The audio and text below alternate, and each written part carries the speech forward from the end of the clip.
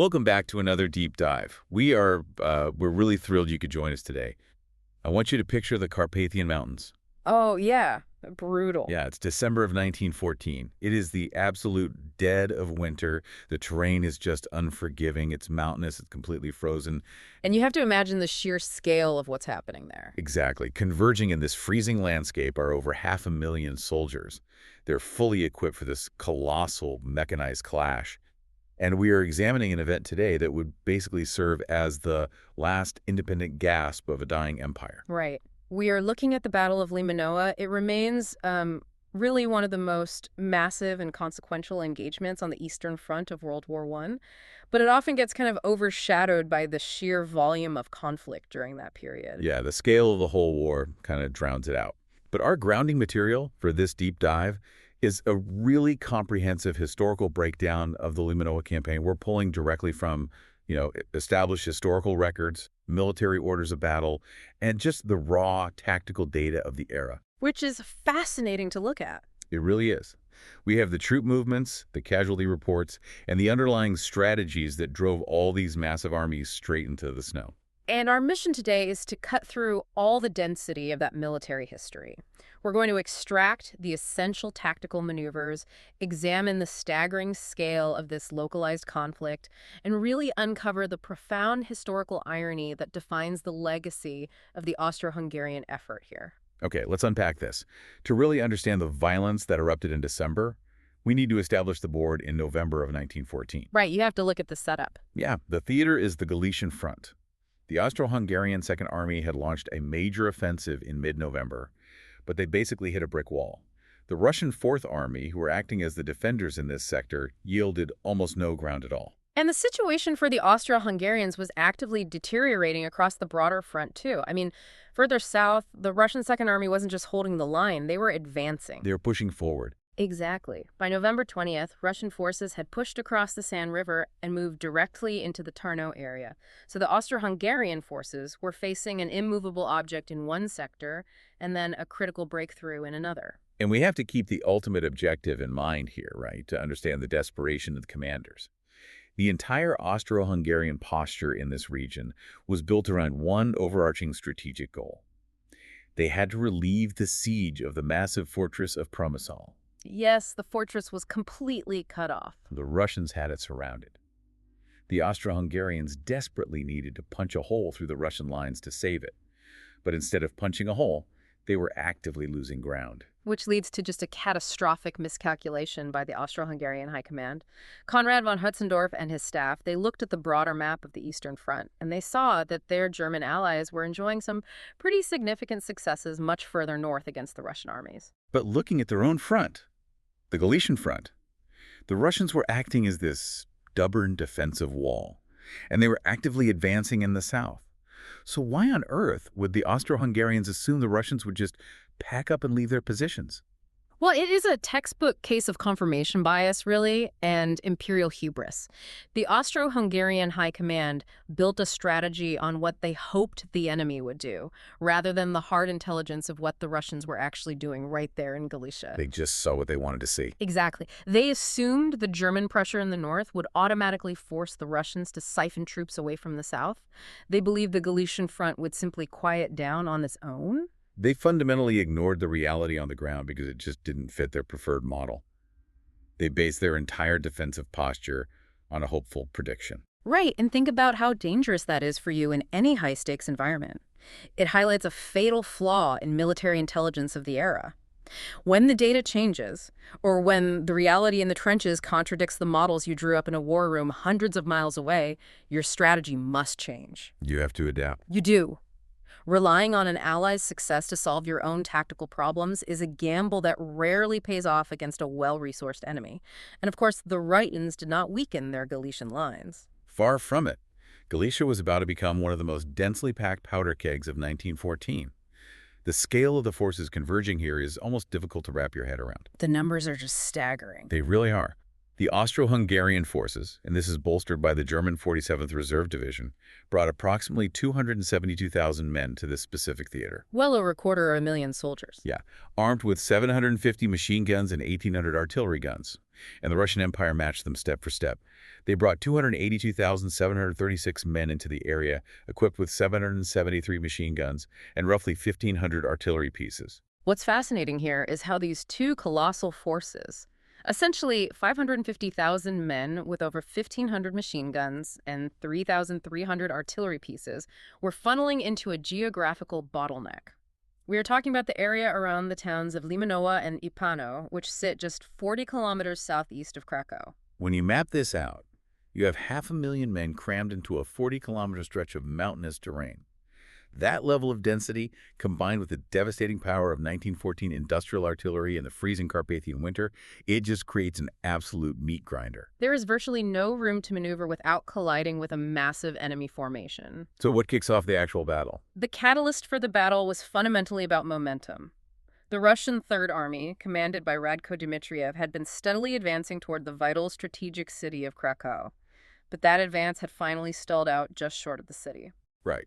Dmitriev loses his forward momentum, and the Austro-Hungarian commander, Konrad von Hotzendorf, sees this fleeting opportunity. He decides to abandon a purely defensive posture and go on the offensive.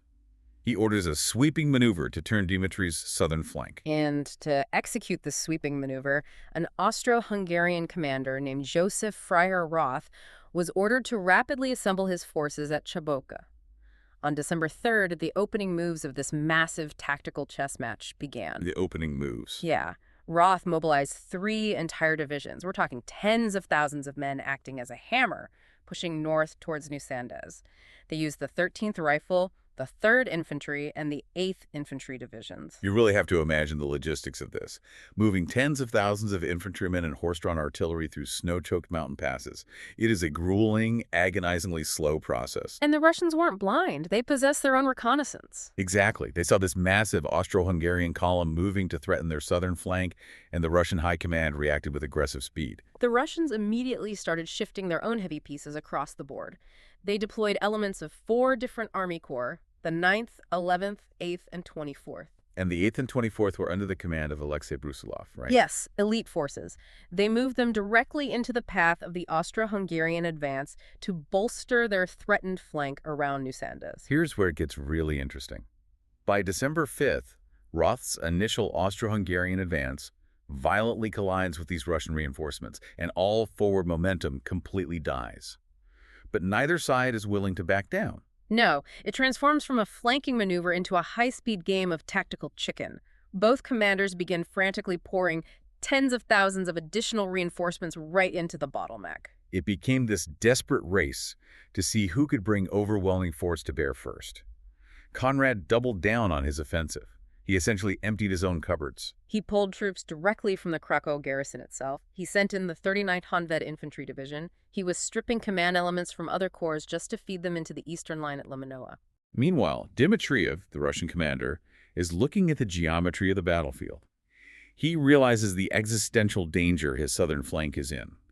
The Austro-Hungarian pressure is so immense that Dmitriev makes a highly controversial call. A very difficult decision. He orders 2 of his main army corps, the 9th and 11th, the troops that were directly threatening Krakow, to retreat eastward. He deliberately gave up hard-fought ground in front of his primary target just to fold his lines backward and protect his vulnerable flank from being completely overrun. It demonstrates the immense psychological and tactical pressure the Austro-Hungarians were successfully applying, even if their advance had technically stalled. Absolutely. And that structural shift sets the stage for the climax of the battle. From December 7th through the 13th, the sweeping tactical maneuvers largely cease. The armies are locked in place. The battle degrades into a brutal, grinding war of attrition in the freezing mud. Right. On December 7th, the Russian 8th Army Corps launched a massive assault out of New Sandes. They attempted to physically smash through the Austro-Hungarian lines through sheer force of numbers. But Roth's Austro-Hungarian forces successfully halted the Russian tide. They did. And the reason they stopped them is because the Austro-Hungarians had intelligently utilized their stall time. They constructed deeply prepared defensive positions. In 1914, Armies were just beginning to fully comprehend the devastating reality of modern firepower. The Austro-Hungarians understood that if you dig into the frozen earth, if you establish overlapping fields of machine gun fire and fortified artillery redoubts, you exponentially multiply the effectiveness of your defending infantry. The Russians threw wave after wave of men at these prepared defenses and were systematically cut down. And the sources provide a really compelling detail here that brings this massive, mechanized battlefield down to a human scale.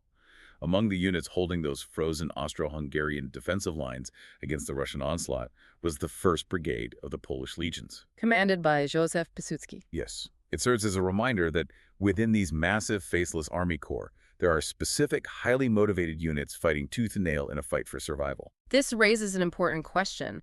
When you have two relatively evenly matched forces locked in a brutal stalemate, along a very tight geographical line taking horrific casualties in sub-zero temperatures, how long can the structural integrity of either army actually hold? It becomes a pure question of logistics and reserves.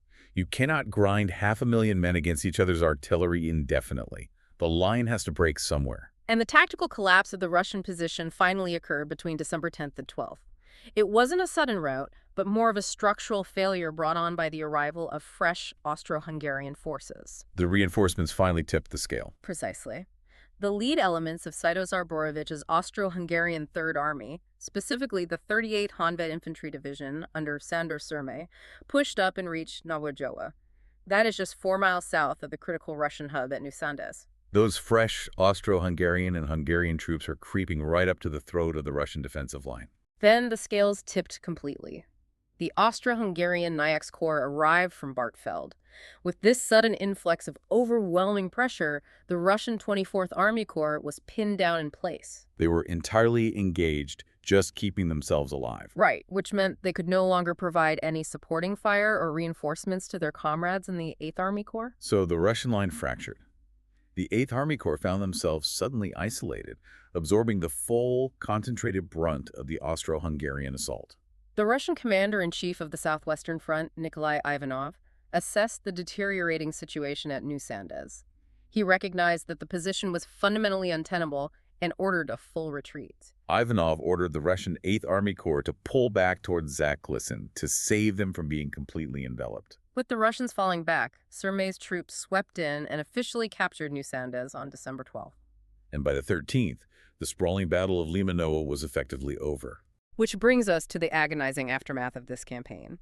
The human cost of cramming 550,000 men into a mountainous bottleneck for 2 weeks is difficult to process. The official casualty count for the Austro-Hungarian forces was 106,472 men killed, wounded, or missing. And for the Russians, historical estimates place their casualties between 110,000 and 144,648.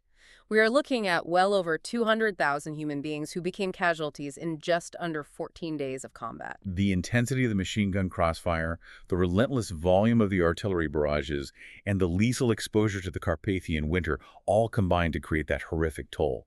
I mean, a wounded man left in the snow in those temperatures simply did not survive the night. The medical logistics simply could not handle tens of thousands of shattered bodies in a frozen mountain range. It was a nightmare. So what does this all mean? We have a massive tactical engagement, a terrifying generation of casualties, and a Russian retreat. How do military historians measure the actual success of the Limanowa campaign? Strategically, the immediate successes for the Austro-Hungarians are undeniable. They claimed a decisive victory. They completely eliminated the immediate Russian threat to Krakow, which was a vital industrial and cultural hub. I say the city. They did. Furthermore, by pushing the Russians back across the Carpathians, they halted the Russian 8th Army's dangerous advance toward the vulnerable Hungarian plains. They secured their borders, they protected their cities, and Commander Josef Freiherr Roth was heavily decorated.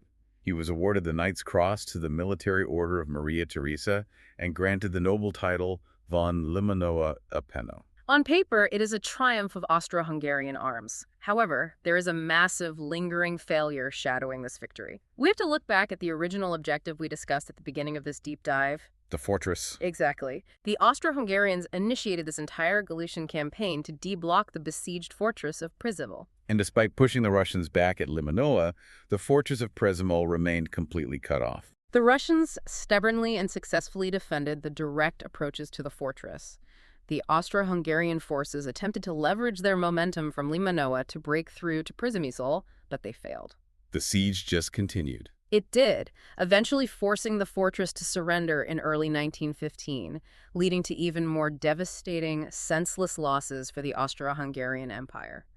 They won the battle in front of them, but entirely failed to achieve the strategic goal that initiated the bloodshed in the first place.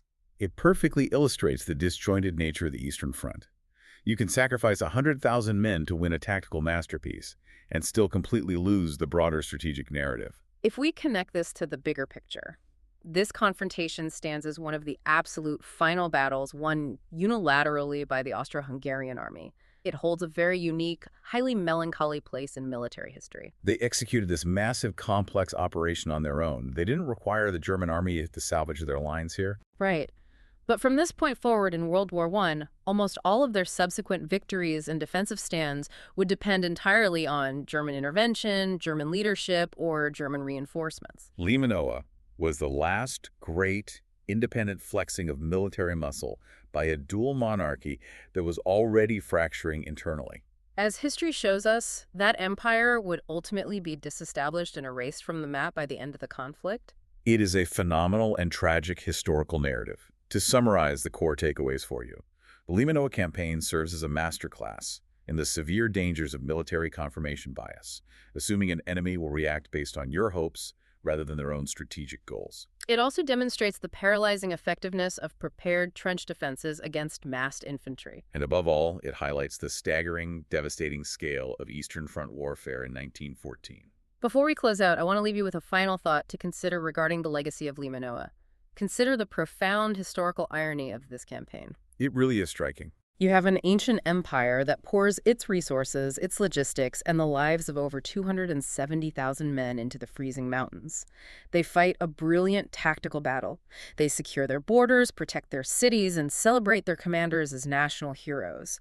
Yet that very triumph is merely a prelude to their own destruction. It stands as their final independent achievement before the empire is dissolved entirely. It is a stark reminder that winning a monumental, bloody battle does not guarantee a nation's survival in the war. Thank you so much for joining us on this deep dive. We hope it provided you with a clear perspective on a massively complex, highly consequential moment in military history. Keep analyzing the history you thought you knew, keep looking for the strategic realities behind the assumptions, and we will catch you next time.